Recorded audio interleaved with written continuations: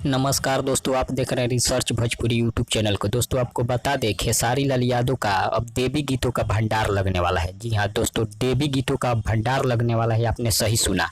हम बात कर रहे हैं उनके अब जो देवी गीत आने वाले हैं। एक गाना आएगा इलेक्शन वाला, जो कि आदि शक्ति से रिलीज किया जाएगा आज या कल तक। आपको बता दें, उसके बाद बॉयफ्रेंड बना ले गाना आएगा। उसके बाद लगातार देवी गीतों का भंडार लगने वाला है, जो कि यादव राज जी, अखिलेश कश्यप, कुंदन प्रीत जी, बहुत सारे राइटर लिख कर दिए हैं खेसारी लाल को गाना। लेकिन उन सब में से उनका जो सबसे पहला गाना आएगा वो है यादव राज जी लिखे हैं और शंकर सिंह जी म्यूजिक दिए हैं, जो कि बहुत ही जबरदस्त गाना होने वाला है। उस गाने को स्पीड रिकॉर्ड भोजपुरी चैनल से रिलीज किया जाएगा, जो कि 5 से 7 दिन के अंदर उनका पहला देवी गीत आ सकता